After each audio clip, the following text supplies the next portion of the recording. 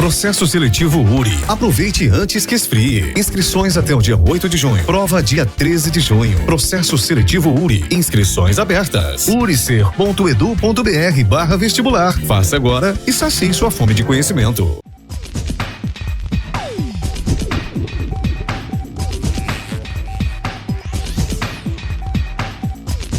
Olá amigos, tudo bem? Estamos retornando com o nosso programa Expressão Universitária da URI Erechim. E hoje para falar de um assunto extremamente importante na área da saúde. Sempre é importante falarmos de saúde, especialmente num momento como esse de pandemia. O curso de enfermagem acaba de desenvolver uma capacitação sobre noções básicas de primeiros socorros para professores e funcionários de escolas de educação infantil da região da AMAL, Associação dos Municípios do Alto Uruguai. O projeto, desenvolvido de forma remota durante o mês de abril, teve a coordenação dos professores do curso, com a participação importante dos acadêmicos também do curso de enfermagem.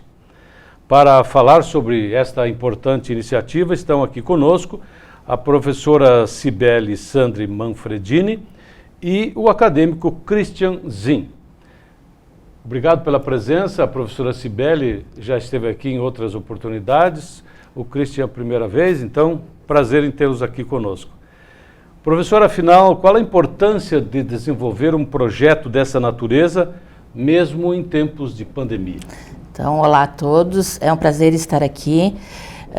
E eu venho falar então em nome do grupo, né, de professores e acadêmicos que estiveram à frente desse projeto, né, e a importância desse projeto é que eu acho que é o que vai ser mais relevante, né, em toda essa nossa conversa.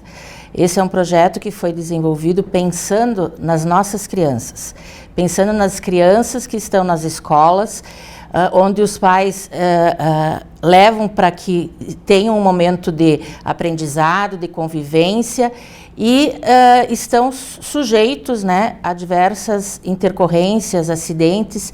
Então, a nossa maior finalidade, Ademar, foi realmente trazer para os professores e funcionários das escolas um aprendizado, um conhecimento, né? Alguns já tinham participado de algumas outras, então a gente reforçou para que eles protejam ou saibam, pelo menos, dar a primeira assistência, né, às nossas crianças que estão nas escolas.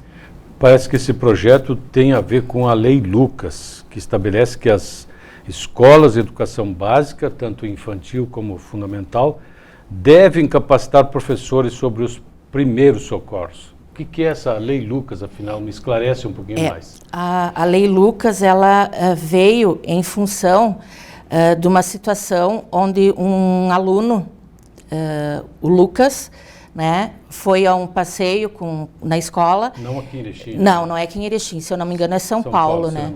Isso. E teve, na hora do lanche, ele acabou se engasgando com o alimento e veio a ter se engasgou, não conseguiu mais respirar, teve uma parada cardiorrespiratória e em função disso veio a óbito. Então a mãe dele se empenhou para mostrar a importância dos professores estarem capacitados para dar essa primeira assistência. Porque essa situação que ocorreu com ele, no primeiro momento pode ser simples de atender, né? E são manobras que todo mundo deveria saber.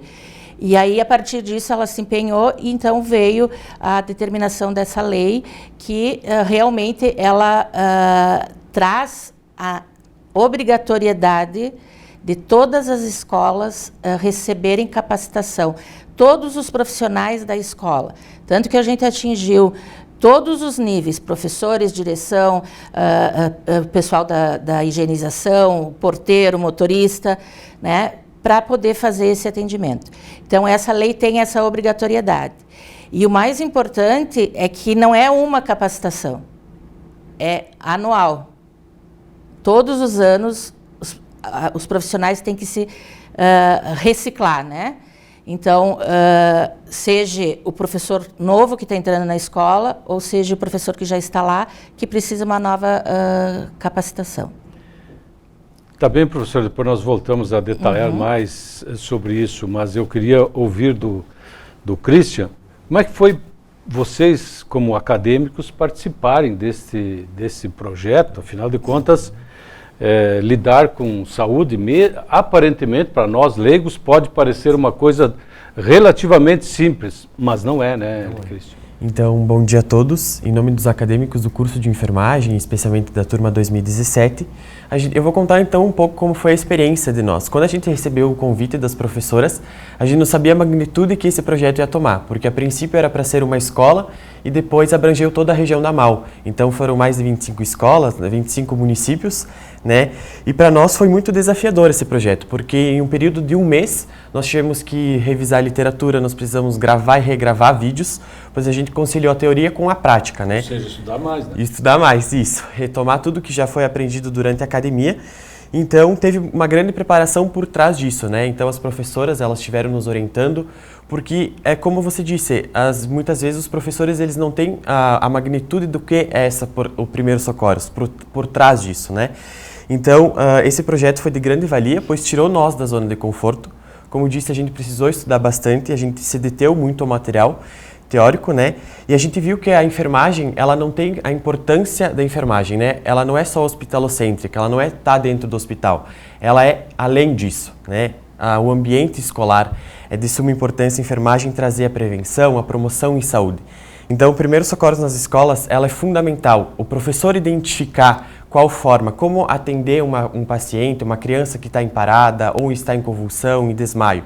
Então, os escolares ter isso vivenciado em algum dia, é de suma importância as escolas terem o conhecimento sobre isso.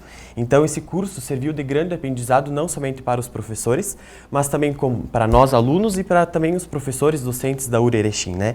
Então, a gente teve um retorno muito positivo, né? A gente viu muitos comentários ao longo das nossas lives, que já chegou em torno de 13 mil visualizações. Então, a gente se assustou um pouco com a magnitude desse projeto e viu que foi um conhecimento, uma construção coletiva de nós alunos, professores da URI Erechim, juntamente com a pós-graduação, com o setor de comunicação que nos auxiliou na gravação, e a gente teve o dever cumprido, né? A certeza que foi um grande projeto e teve um êxito no final. Que bom, acho que é... E é a primeira vez que os alunos são envolvidos, aliás, é a primeira vez, eu acho que o curso se envolve num projeto dessa magnitude. Não que vocês não estivessem fazendo isso, mas de forma muito localizada, focada em determinada escola, mas não de forma coletiva. Então, acredito que tenha havido aí uma preocupação do curso e da universidade, afinal de contas a URI é comunitária. Então, acho que um treinamento que poderia estar sendo feito apenas com uma escola, envolveu todas. Eu acho que isso é a grande importância dessa atitude. Ademar, eu acho que aí entra a questão da gente falar um pouquinho o que foi para nós, enquanto universidade, enquanto curso, né, a realização desse projeto. Esse é um projeto de extensão. E o que é extensão dentro da universidade? Como você trouxe, a URI é comunitária. Então, tem tudo a ver com a extensão. A extensão é importante e é necessário que a gente agregue a universidade, o acadêmico e a sociedade. Então, para você desenvolver extensão, tem que ter esses três lados, né, esses três públicos envolvidos. Então, se eu vou fazer uma atividade onde só o professor vai lá passar uma orientação, para uma escola, pode ser também uma extensão, mas não é tão significativa. A gente precisa envolver o aluno. A extensão faz parte dos pilares da universidade, né? Ensino, pesquisa e extensão. Então, o que a gente propôs?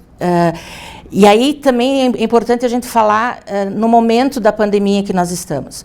Quando nós fomos procurados, a professora Ângela, nossa coordenadora, ela recebeu uma ligação da secretária de Educação de Getúlio Vargas, em que a gente gostaria muito de agradecer a professora Sandra Bettiato, porque ela que fez essa ponte, né? Ela que teve esse insight, né, de fazer esta atividade, e inicialmente ia ser só para o município de Getúlio. E aí, o que aconteceu? Se teve a ideia de convidar outros municípios. E aí se expandiu para a MAU. né? A MAU tem, se eu não me engano, são 32 municípios, né? E nós tivemos com a gente um total foram 28 municípios que participaram, e dentro desses municípios, 103 escolas diferentes estiveram nos assistindo nas atividades. O que aconteceu? Mas em pandemia, como é que a gente vai trabalhar primeiros socorros na pandemia? E aí a gente pensou, se a gente for esperar parar, acabar a pandemia, voltar o presencial para todo mundo, talvez isso demore 6 meses, né? E vamos ter bastante esperança que menos, né? Mas a gente entendeu que esse era um assunto extremamente importante, justamente porque estava coincidindo com o momento de que estava se preparando o retorno das aulas. Então, a gente pensou, junto com as secretárias de saúde, a gente fez uma reunião, o curso de enfermagem, o setor de pós-graduação e extensão da URI e as secretárias de educação, onde a gente pensou, não, vamos fazer, mesmo que seja virtual, mesmo que não tenha a prática, os professores realizando a prática, né, mas vamos fazer virtual porque a gente precisa trazer esse assunto para a escola. E aí, lançamos a ideia para o grupo de acadêmicos e, na realidade, a gente desafiou eles. A gente disse, ó, vocês têm que fazer, existe esse projeto e vocês têm que desenvolver. Como vocês querem fazer? Então, claro que os professores dão a iniciativa, dão todo o estímulo e informação necessária para o aluno. Mas a gente tem que deixar claro aqui que os alunos pensaram na formato, em como falar, quem ia falar. Os assuntos, sim, foram combinados entre os professores e depois os alunos complementaram, porque a gente elencou assuntos mais importantes e com intercorrências que ocorram mais dentro da escola, né? Porque a gente sabe que, inclusive, isso está dentro da... Não é só na hora de alimentação, né? Não é só na hora da alimentação. Inclusive, isso está dentro da Lei Lucas. Tem um artigo lá da lei que diz que os assuntos a serem tratados nessas capacitações têm que ser adequados ao nível escolar. Ou seja, à idade e ao nível que eles estão, seja educação infantil, fundamental, que é o foco, né? Por isso que a gente fez em 2 momentos diferentes. A gente fez um momento para a educação, para o ensino fundamental, e depois a gente fez um momento para a educação infantil. O que muda é a forma de atender, de abordagem. Por exemplo, vamos pegar a questão do engasgo, que é algo muito, muito comum. Eu fazer esse desengasgo em uma criança de 1 ano, de 6 meses, é totalmente diferente de fazer num adolescente de 12 anos. Então, tudo isso os alunos tiveram que aprender. Eles tiveram que se preparar para atender crianças de 0 a 18 anos, que é o que pega a faixa infantil, né? Então, é uma faixa extremamente complexa, né? E os alunos tiveram que fazer todo esse preparo. Por isso que, no nosso projeto, a gente agregou, então, 2 disciplinas, porque isso também é importante. Na extensão, a gente tem que agregar as disciplinas, porque isso faz parte, hoje, da curricularização da extensão. Então, o que os cursos têm que fazer? Eles têm que fazer, dentro das disciplinas, tem que trazer a extensão. Trazer esse envolvimento com a sociedade. Então, a gente trabalhou com a disciplina de estágio supervisionado 1, que é que a turma 2017 está desenvolvendo neste momento, que está na fase final, né, da sua formação, estão se formando no final do ano. E agregamos também a disciplina de saúde da criança e do adolescente, que esses acadêmicos já realizaram essa disciplina, e é uma disciplina importante também para agregar conhecimento dentro de todo esse preparo que os alunos tiveram. Então,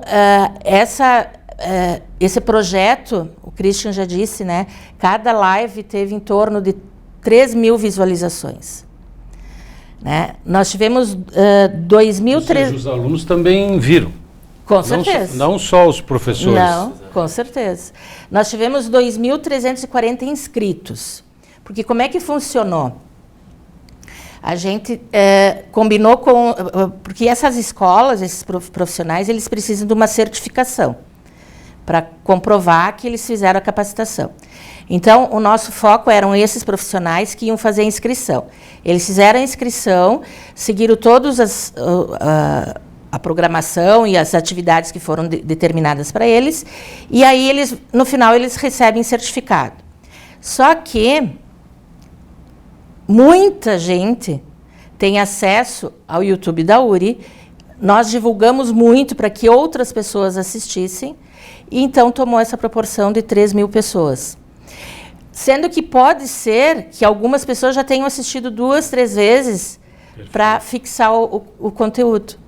Então, isso é outra coisa importante para falar para os profissionais, para os alunos, para professores, que as lives estão gravadas, estão disponíveis no YouTube da URI para qualquer pessoa que quiser assistir. Tem vídeos, né? Os alunos tiveram uma criatividade muito grande, gravaram vídeos e tudo, então realmente foi um projeto que teve uma proporção muito grande, por isso que a gente está aqui falando dele e orientando que se alguém quiser assistir novamente, está disponível. Ok, eu queria ouvir também do Christian e que esse recado fosse repassado também consequentemente, para os nossos telespectadores. Que ações, eu estou imaginando aqui, com os meus botões, que ações vocês realmente desenvolveram, que preocupações vocês tiveram, porque a gente falou da lei Lucas, que a criança lá, o Lucas se engasgou e veio a óbito. Mas existem muitas outras situações. Que ações vocês desenvolveram mesmo? Bom, então as ações que a gente desenvolveu, então teve todo um conteúdo programático para abranger várias lacunas, né, dos primeiros socorros. Então a gente abordou convulsão, então como proceder frente à convulsão, que muitas vezes, por ditado popular, ou lado empírico, muitas vezes as pessoas colocam o dedo na boca. E a gente ensinou que não pode colocar o dedo na boca, porque se uma criança estiver em um ato de convulsão e ela estiver mordendo, vai acabar machucando os dedos. Então, desde uma linguagem mais acessível para fácil entendimento, até o conhecimento científico, né? Então a gente abordou convulsão, parada cardiorrespiratória, tanto em bebês quanto em crianças, então como abordar o posicionamento, quantas compressões por minuto. Então foi um protocolo que a gente seguiu para melhor entendimento desses professores e de quem estava nos assistindo. Além do mais, nós colocamos então tópicos como desmaio, pré-desmaio, lesões oculares, né, como abordar então quando uma criança acabar se ferindo na escola com lápis, caneta, ou introduzir algum objeto no olho, né, porque pode ser que venha acontecer em algum momento no ambiente escolar. De então, criança a gente pode esperar tudo. De tudo, né, e eles não têm noção do perigo. Então, quando vê, aconteceu, e os professores muitas vezes eles não têm esse conhecimento, eles acabam se assustando. Então, esse curso de capacitação ele veio para auxiliar então, como abordar esses episódios no ambiente escolar. Professora, só um comentário que me parece que vale nesse momento, é que a gente fala de pandemia, está preocupado, fala de muita coisa ruim por aí, mas não fosse a pandemia, será que a gente estaria fazendo um trabalho virtual, remota, desta envergadura?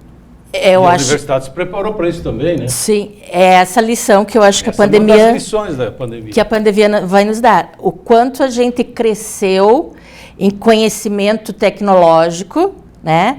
E quanto a gente criou novas abordagens e novas tecnologias, novas didáticas para ter essa proporção toda que a gente atingiu. Com certeza nós não iríamos conseguir atender 2.000 pessoas num único momento, né? A intenção primeira era fazer um treinamento presencial. Presencial. Por exemplo, no ginásio, lá com 100, 200 pessoas. Certamente, talvez o aproveitamento seria menor, né? Eu não sei se menor, Ademar, mas com pensamentos diferentes, né? Mas isso é o que a pandemia nos trouxe. O ano passado a gente fez uma atividade que a gente envolveu os acadêmicos também com as escolas do município de Erechim. Então, a gente trabalhou sobre o protocolo de retorno às aulas do Covid, tanto para as escolas municipais quanto para as escolas estaduais. Mas não teve essa grandeza, né, em questão de número de participantes.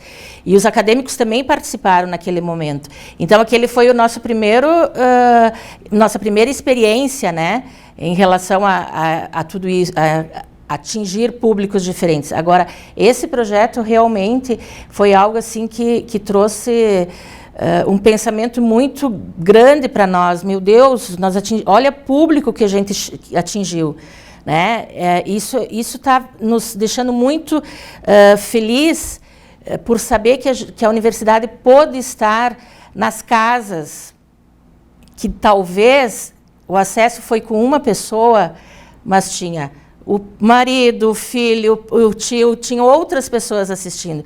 Então, vejam quantas pessoas a gente deve ter atingido com essa atividade. E isso, Ademar, é extremamente importante, tanto para a universidade quanto para o curso de enfermagem.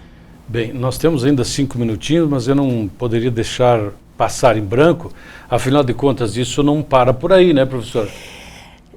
Exatamente. Vamos crer que daqui a pouco mais essa pandemia vai passar. E aí outras ações virão. Exatamente, Ademar. Isto foi a conversa que a gente teve com as secretárias de educação, porque a gente pensou, sempre que a gente faz uma atividade de atendimento de primeiros socorros, sempre uma capacitação, um curso, tem a parte prática, porque a pessoa tem que vivenciar aquela ação para se sentir mais seguro. E nesse momento a gente não tem como. Então, o curso e a universidade se propôs, ao momento que for possível estarmos presencial de uma forma segura, a gente vai voltar a fazer a parte prática com esses inscritos, esses profissionais. Só que, claro, não vamos ter como colocar 2.000 pessoas juntas. Então, vai ser um outro projeto que vai demandar mais tempo e mais comprometimento de toda a universidade, porque, por exemplo, nós teríamos que, de repente, usar o ginásio, levar todo o nosso equipamento, os nossos simuladores que a gente tem, e isso não é assim, vamos fazer e fazer em 30 dias e está resolvido, como a gente conseguiu fazer. Mas a nossa ideia, junto com as secretárias de educação, é dar continuidade, sim. Além disso, né, a gente não comentou, não sei se isso fez parte desse treinamento, mas um cuidado permanente nas escolas, especialmente agora, talvez esteja um pouquinho mais tranquilo agora, mas acho que não, mas surgiu de novo a dengue, alergias. Então, isso tudo, a todo momento tem assunto para abordar nas escolas, e cuidados com os professores devem ter com as crianças. Então, é mais atenção, é uma atenção permanente que se deve dar com as crianças, né? Na realidade, a gente não chegou a tocar no assunto da dengue, né?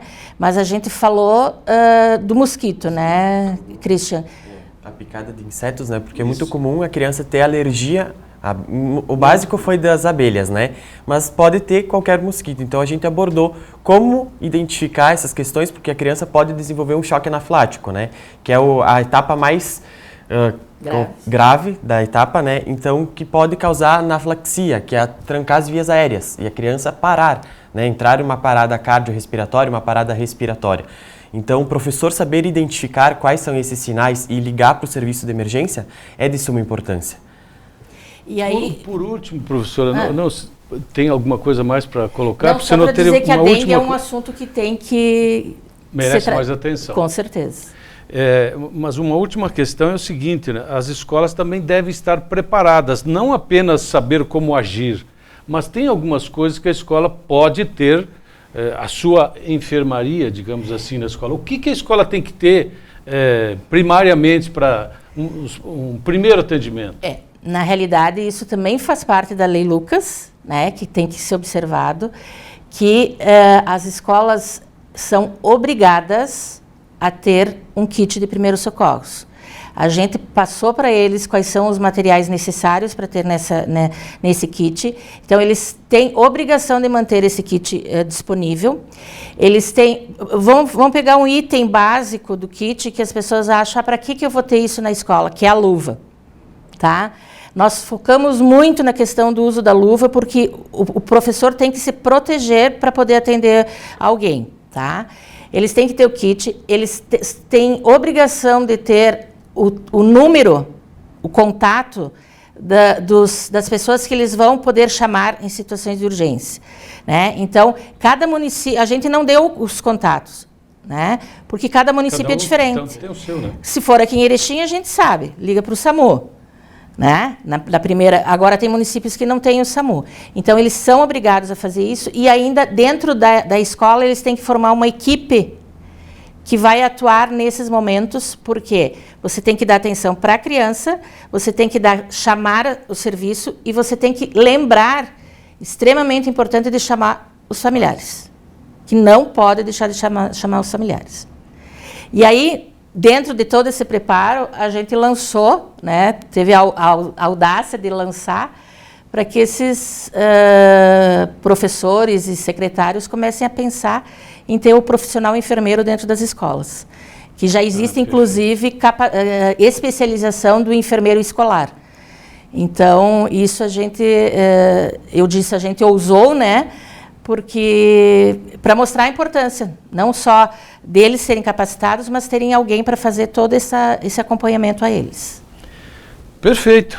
Terminou o nosso tempo, acredito que o nosso papo aqui foi bem interessante, afinal foi um complemento de todo esse trabalho importante realizado pelo curso de enfermagem aí, e certamente com o envolvimento aí dos professores, funcionários das escolas, a quem antecipadamente queremos agradecer, desde já então pelo envolvimento, pelo interesse social, digamos assim, porque isso é um trabalho extremamente importante. E a vocês aí, transmitam aos seus colegas acadêmicos que foi um desafio importante e certamente vocês serão chamados para novos desafios daqui para frente. Então, obrigado, Cristian, pela sua presença no programa de hoje. Esperamos voltar a conversar em breve. Professora Cibele, mais uma vez, o nosso carinho, o nosso abraço e o nosso agradecimento pela sua presença no programa de hoje. E a vocês aí em casa que semanalmente nos prestigiam aqui no Expressão Universitária, muito bom dia e tenham todos uma excelente semana.